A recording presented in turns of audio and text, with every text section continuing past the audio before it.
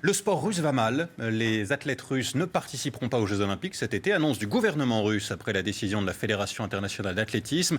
Elle maintient la suspension de la fédération russe, conséquence d'une affaire de dopage. L'équipe de football russe, elle est menée d'être exclue de l'Euro après les violences commises par des hooligans, dont certains ont été condamnés à de la prison ferme en France. Des violences, des condamnations, Olivier, qui n'ont pas vraiment déstabilisé Vladimir Poutine. Non, et comme c'est une tradition dans l'histoire de la Russie et auparavant de l'URSS, le sport est l'occasion de faire de la politique. Vous vous souvenez évidemment des rapports de force entre les États-Unis et l'URSS à l'époque des différents Jeux Olympiques, autour notamment des équipes de hockey. Le sport reste un enjeu politique. Il raconte ce qu'on est profondément, les valeurs qu'on porte, et il raconte aussi la nation que l'on est. Il y a donc des supporters hooligans russes qui ont été interceptés, pour certains condamnés, pour d'autres renvoyés dans leur pays. Et évidemment, c'est devenu très rapidement un sujet politique. L'ambassadeur français à Moscou a été convoqué pour se faire sévèrement remonter les bretelles. Et ensuite, vous avez Vladimir Poutine qui a pris la parole. Et comme à chaque fois, vous avez eu dans l'intervention de Vladimir Poutine les deux fondements de la politique étrangère et de l'attitude de la Russie depuis maintenant une dizaine d'années. Le premier, c'est de dénoncer le double standard. C'est de dire que lorsqu'il s'agit d'affaires internationales, les Russes ne sont pas traités sur un pied d'égalité par rapport aux autres grandes nations.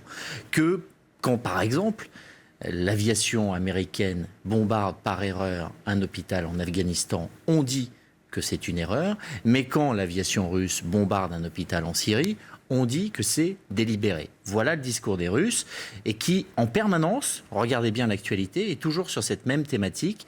Vous pardonnez aux Américains des choses que vous nous reprochez. Nous ne sommes pas traités de la même manière, c'est le double standard. Donc ne vous étonnez pas si on se cabre, si on ne joue pas le jeu des relations internationales et si au final on n'accepte pas la tutelle des États-Unis parce que nous, la Russie, nous sommes une grande nation avec des valeurs et que de plus en plus, nous avons derrière nous des pays qui sont sur la même ligne que nous et nous rééquilibrons les choses. Deuxième élément, après le double standard, c'est le rapport de force. Si vous voulez qu'on engage le fer, aucun problème.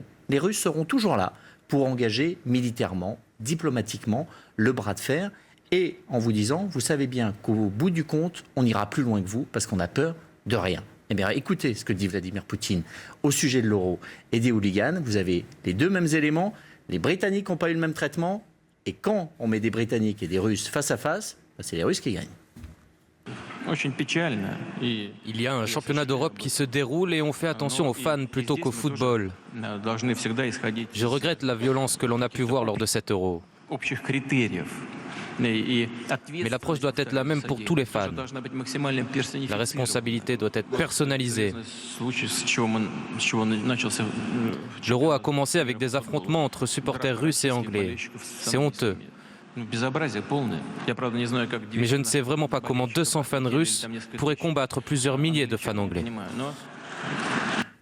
Voilà. Tout est dit. Le problème de tout cela, c'est qu'on peut regarder ça avec un peu d'amusement et se dire que c'est encore les rodomontades de Vladimir Poutine. Il se trouve que depuis des années, tous les dossiers diplomatiques sont empoisonnés par cette attitude et que plus la Russie s'éloigne de la communauté internationale, plus cette communauté internationale, pour faire simple, l'Occident, s'en mord les doigts parce qu'elle n'arrive plus à avancer et que la Russie bloque. La Russie avec nous, c'est toujours mieux que la Russie contre nous.